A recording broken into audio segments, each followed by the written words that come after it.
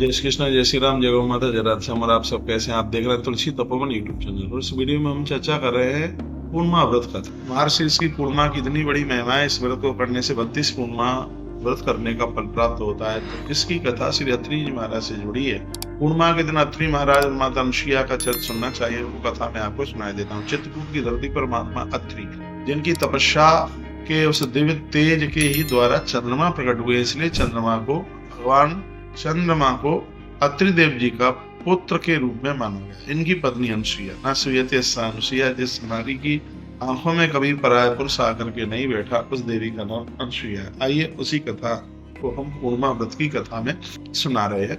और जो 32 पूर्णिमा की कथा आती है, उसमें मार्गशीर्ष की पूर्णिमा के दिन इस कथा की बड़ी महिमा, बड़ा महत्व होता है। बात उस समय की थी, एक बार तीनों देवियों का अभिमान इस बात का हो गया था, ब्रह्माणी, रुद्राणी और माता लक्ष्मी, कि हम जैसी पतिव्रता नारी कोई दूसरी नहीं। तो भगवान सबको सहन करते हैं, लेकिन अभिमान नहीं सहन कर सकते, चाहे भगवान के कोई नजदीक चाहे दूर। ना भगवान के कोई नजदीक है, ना कोई दूर है। जो अपने नियमों को फॉलो करता है, भगवान के अनुशासन को मानता है, वही भगवान का। रामायण में तो भगवान ने कहा है, मम अनुशासन मानिए, जो मेरा अनुशासन को मानेगा वही मेरा है। तो देवर्षि नारद जी एक दिन आए और भगवान ने कहा कि ऐसी ऐसी बात है, इन देवियों का अभिमान आ गया अपने पातिव्रत धर्म का, और इनका अभिमान टूटना चाहिए। नारद जी ने कहा कोई बात नहीं है। भगवान को प्रणाम करते हुए देवर्षि नारद जी सीधे माता लक्ष्मी के पास पहुंचे। लक्ष्मी ने बड़ा आदर किया, भोजन कराया, भोजन बनाया कराया, और कहा कि भोजन कैसा बना है। तो देवर्षि नारद जी ने कहा कि भोजन तो ठीक है, लेकिन माता अनुसुईया के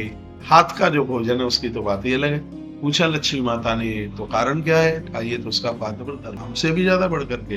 हाँ बिल्कुल, माता अनुसुईया का धर्म बहुत। ब्रह्माणी के यहाँ गई, ऐसी घटना वहां घटी। फिर माता जगदम्बा के यहाँ पहुंचे, यानी देवर्षि नारद जी ने तीनों जगह बिल्कुल एक जैसी ही बात करी। तो तीनों देवियां रूठ गई।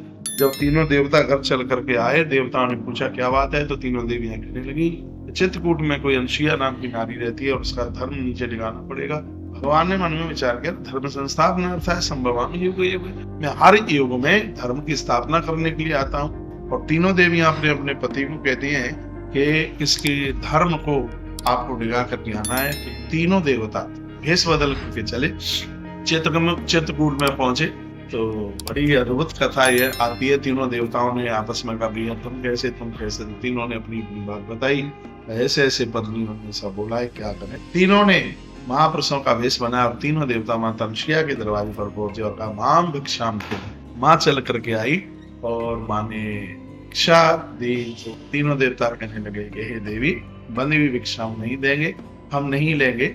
उसी समय मेरी मैया ने तीनों देवताओं को छोटा छोटा बालक बना दिया और उनको जाकर के झूले में झुलाया। अत्रि जी महाराज आए, पूछा कौन है? कहा ये आपके बच्चे हैं। उन्हें बड़ी खुशी हुई, ध्यान लगा के देखा कि तीनों देवता इस घर के बालक आकर के बने। समय चलता रहा, तीनों देवियां अपने अपने पतियों को ढूंढने के लिए चली। नारद जी से मुलाकात हुई और देवर्षि नारद जी को पूछा कि हमारे पति कहाँ हैं? कहा माता अनुसुईया के इन झूले में झूल रहे हैं। तीनों देवियां पहुंची अनुसुईया के दरवाजे पर। कहा माम, दरवाजा खोलो। भैया आई, दरवाजा खोला। कहा कौन है आप? कहा हम आपकी पुत्र वधू हैं। माँ अनुसुईया ने कहा, बहुओं के लिए तो घर का दरवाजा कभी बंद ही नहीं होता, आइए घर तुम्हारा है। तीनों देवियां अंदर पहुंची। रात्रि को अत्रि जी महाराज है। अत्रि जी ने पूछा कोई रिश्तेदार आए हैं क्या? माँ अनुसुईया ने कहा ये तुम्हारी पुत्र वधू है। महात्मा अत्रि ने सुना तो उन्हें बड़ी खुशी हुई। अब तो तीनों देवियां माता अनुसुईया के घर में रहने लगी, क्षण सेवा करती हैं। एक दिन झूले में झूल रहे भगवान को देखा, तीनों देवियों ने रो पड़ी। माँ अनुसुईया ने रोते हुए देखा और पूछा क्या बात है? कहा माँ हमसे गलती हो गई है, जिन्हें आप अपना पुत्र समझ रहे हैं। हे माँ, वो हमारे पति है, हमने तुम्हारे धर्म को डिगाना चाहा, हमें आप क्षमा कीजिए। उसी समय मैया ने हाथ में जल लिया और जैसे ही प्रोक्षण किया, उसी समय तीनों देवता अपने स्वरूप में चल करके आ गए। हे माँ, धरती पर तेरा प्रभाव ऊपर सूर्य चंद्रमा रहेंगे, जब तक धरा रहेगी, आकाश नक्षत्र रहेंगे, तब तक तेरा नाम चलेगा। हमसे वरदान मांगो, क्या चाहिए? तब माता अनुसुईया ने कहा कि मैं चाहती हूँ तो मेरे गर्भ से प्रकट। तो पुराणाकारों ने वर्णन किया गया, सोमो भूत ब्रह्मणो अनुशीर्ण तत्व विष्णु दुर्वासा संकृष्य आशु निबोधांग प्रजा। कहा गया है कि स्वयं दाता ब्रह्मा चंद्रमा के रूप में, भगवान नारायण दत्तात्रेय भगवान के रूप में, और स्वयं भगवान महादेव श्री दुर्वासा जी के रूप में। जो भी इस कथा को सुनेगा उसे 32 पूर्णिमा की कथाओं को सुनने का फल प्राप्त होगा। मार्गशीर्ष की पूर्णिमा में दत्त भगवान दुर्वासा जी चंद्र देवता जिनके प्राकट की कथा सुनने की बहुत बड़ी महिमा है, बहुत आनंद कथा सुना करके। दत्तम ब्रह्मा शिवम सोमम, ऐसे विधाता ब्रह्मा ही चंद्रमा बन करके, नारायण स्वयं दत्त भगवान बन करके, स्वयं महादेव श्री दुर्वासा जी बन करके चल करके आए। और अगली वीडियो में मैं ये दुर्वासा जी का एक चरित्र सुनाऊंगा जो आपने नहीं सुना होगा, तो बहुत आनंद हो जाए। ठीक है, बहुत बहुत धन्यवाद। ऐसे हमारे साथ जुड़े रहिए और अपना ध्यान रखिए।